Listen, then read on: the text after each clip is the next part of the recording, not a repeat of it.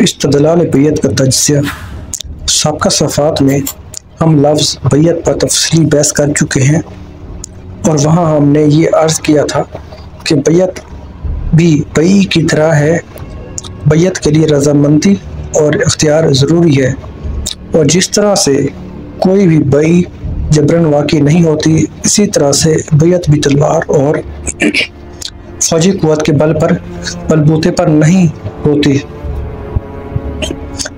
بیعت معصیت خدا بندی میں نہیں ہو سکتی۔ خدا کے فرمان کی مخالفت میں بیعت صحیح نہیں ہے۔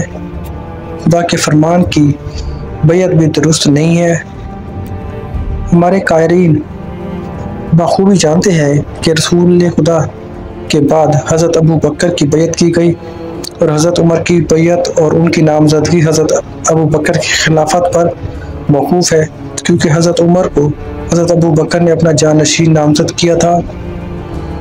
اسی طرح سے حضرت عثمان کی خلافت اور بیعت حضرت عمر کی خلافت پر موقوف ہے، کیونکہ جس شورا نے انہیں خلیفہ نامزد کیا تھا وہ شورا حضرت عمر کی تشکیل کردہ تھی، اور ان کے ذہن رسانے بھی یہی فیصلہ کرتے کہ جس کی بیعت عبد الرحمن بن عوف کرے وہ خلیفہ ہوگا، اور جو اس کی خلاف سے اختلاف کرے اسے قتل کر دیا جائے۔ المختصر، حضرت عثمان کی خلافت حضرت عمر کی خلافت پر موقوف ہے، اور حضرت عمر کی خلافت حضرت ابو بکر کی خلافت پر موقوف ہے، اور اگر اس عمارت کی پہلی اینٹ ہی درست نہیں ہوئی تو ساری عمارت ہی ٹیڑھی دکھائی دے گی۔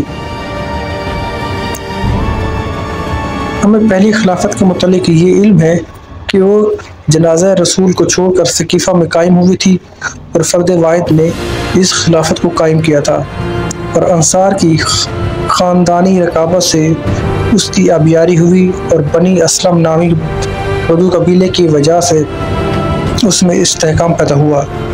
سقیفہ خلافت کے مخالفین جو کہ حضرت فاطمہ علیہا کے گھر میں پناہ لیے ہوئے تھے، انہیں منتشر کرنے کے لیے حضرت زہرا کے دروازے پر لکڑیاں اور آگ لائی گئی، اور ہمیں یہ بھی علم ہے کہ جب تک دختر رسول صلی اللہ علیہ وسلم زندہ رہیں اس وقت تک بنی ہاشم نے سقیفائی حکومت کو تسلیم نہیں کیا تھا۔ علاوہ ازیں سقیفائی خلافت کا کمال یہ تھا کہ انسانوں کو اپنا ہم نوا بنانے کے بعد انہوں نے جنات کو بھی اپنا دوست بنایا، اور یہی وجہ تھی کہ جنات کو سقیفائی حکومت کا مخالف سعد بن عبادہ ایک آنکھ نہ بھایا، اور انہوں نے رات کی تاریکی میں تیر برسا کر اس کا کام تمام کر دیا۔ مدینے میں بیعت اس طرح سے لی گئی، اور آئیے دیکھیں مدینہ میں سے باہر بیعت کس طرح سے لی گئی۔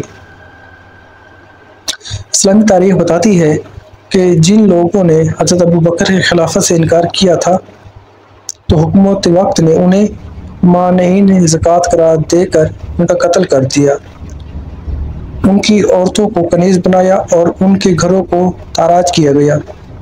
اس سلسلے میں مالک بن نویرہ کا واقعہ انتہائی مشہور ہے۔ مالک نے نہ صرف ایک صحابی تھے بلکہ رسول خدا صلی اللہ علیہ وسلم نے انہیں ان کی قوم پر حاکم بھی مقرر کیا تھا۔ اس بیچارے کا قصور صرف یہی تھا کہ اس نے سقیفہ کے سائے میں بننے والی حکومت کو تسلیم نہیں کیا تھا۔ چنانچہ حکومت کی طرف سے خالد بن ولید کو اس کی سرکوبی کے لیے بھیجا گیا۔ خالد لشکر لے کر رات کے وقت ان کے گھروں کے قریب پہنچا تو مالک کے خاندان نے ہتھیار ڈال دیے۔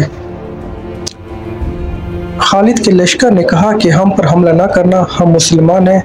ادھر مالک کے اہل خاندان نے کہا کہ ہم بھی مسلمان ہیں۔ خالد نے کہا جب ہم دونوں ہی مسلمان ہیں تو یہ تلواریں بے نیام کیوں؟ تم ہتھیار رکھ دو۔ پھر عشاء کی نماز کا وقت ہوا تو مالک کے خاندان نے بھی ان کے ساتھ مل کر نماز پڑھی۔ خالد کے حکم سے مالک کو گرفتار کر لیا گیا اور اس کی بیوی اپنے شوہر کو دیکھنے کے لیے آئی تو مالک نے کہا کاش تو یہاں نہ آتی، اب مجھے یقین ہے کہ خالد مجھے زندہ نہیں چھوڑے گا۔ تاریخ بتاتی ہے کہ مالک کی بیوی انتہائی حسین و جمیل تھی، چنانچہ وہی ہوا جس کا مالک کو خدشہ تھا۔